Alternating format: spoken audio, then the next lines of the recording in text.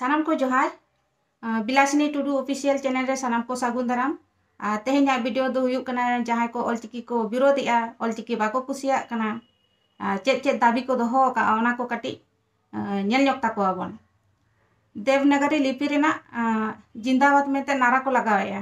अरे उनग के देवनागरी लिपि पे कुसिया खान तो सांतार दो पे सांताड़ोआ हिंदू पे क्रिश्चियनो पे चेद चेद धर्म कोते पढ़ा सनाय पे ओना कोते ऑल पढ़ा पे और दोसार रे दो हुयुक कान ताकोआ ऑलचिकी लिपि बाको कुसिया ओना ते को विरोधिया चेद लेका रे पे कुसिया आपे निजेरा ठिकन के बनुक तापेया जाति धर्म रेना तो ऑलचिकी तो आपे दो सिकड़ पे बुझो गया और इन पर को रोड़े जे बांगा रोड़ बाको कुसिया कना अरे रोड़ बापे कुसिया कना आलोपे कुसिया आपे चेलका रोड़ सनाय पे रोड़ पे एटा होड़ा रोड़ चेदा पे दुसोया टोठा जनी रोड़ दो बदलो गया बिहार बेंगल उड़ीसा झारखंड आसाम बांग्लादेश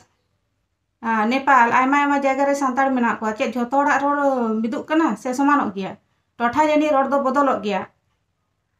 इन पर को लैया रोड़ बाको कुसिया कना अब नतन होड़ दो बिनाते बो रोड़ा झोतो के बिनाते बो रोड़ा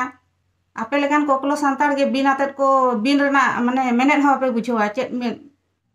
मेने को ऑलचिकी ते ऑल पढ़ाव लेनखान दो झोतो सब्जेक्ट ना प्रॉब्लम मेना बापे लई लेला चेद कान सब्जेक्ट रे प्रॉब्लम हुयुक कना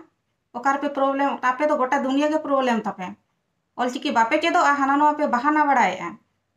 इन टाइम को लई कना जे बांगा यो लिखने और पढ़ने में अंतर है रहा आड़ांग और केचेद आड़ांग रहा और केचेद आड़ांग पे बड़ाया रहा और केचेद आड़ांग दो इन तक के पे बड़ाया और मा बापे बड़ाया चेद चेद मेना ऑलचिकी रे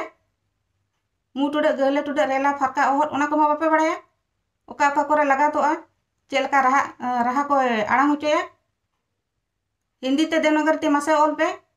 दई दल मई ओना को ऑल पे सगई बरियड़ ओना को ऑल पे समा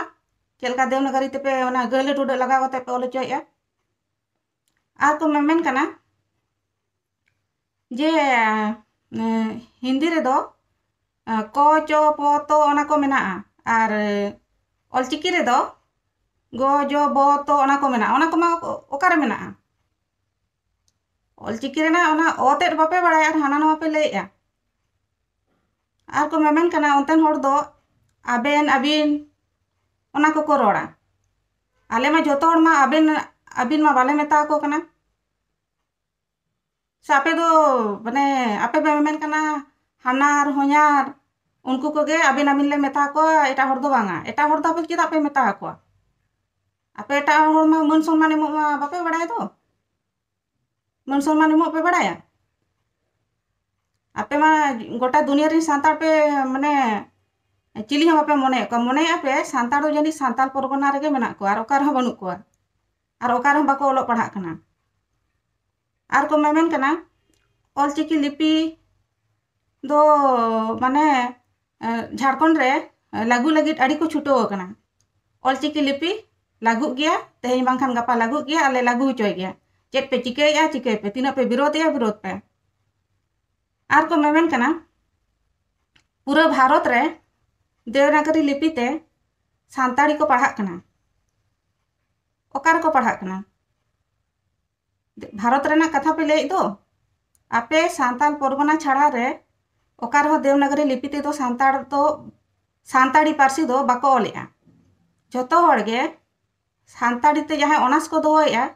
ऑलचिकी तो को ऑल पढ़ा कना कुली को पे होड़ को आपे बापे बड़ाया हाना नवा कथा आलोपे लैया आलोपे बहाना बड़ाया आर को मेन कना कोल्हान रेन होड़ दो सांताड़ दो को बांग कना बाप रे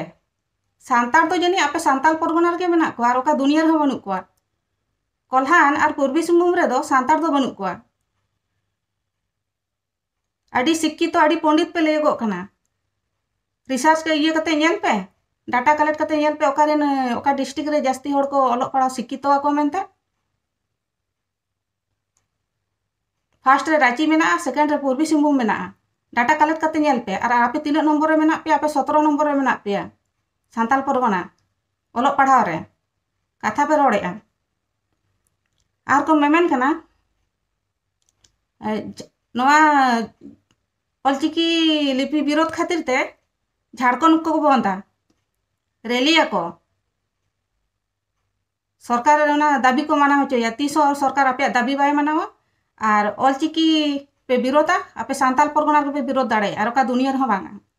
आ नोते आले से दो कुकमु आले पे कुकमु नोते पे हेज दाड़े ऑलचिकी विरोध लगी लगा डिगलो पे आले हाना नो आलो पे रोड़ा हाना नो आलो पे बहाना बड़ाए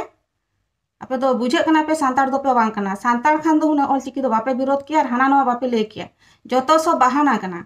आपे ऑल पढ़ा बांग सनाए पे ओनाते पे बहाना बड़ाएया चेक लेका रे ले हाना नो मेन काते ना ऑलचिकी बाले लागू होचोआ ऑलचिकी लागू गया तेहेन गापा और नीत हो ओना ऑलचिकी होड़ को ओलो पढ़ा कना आपे आलो पे ओलो पढ़ा और लागू गया जहां को ऑलचिकी पे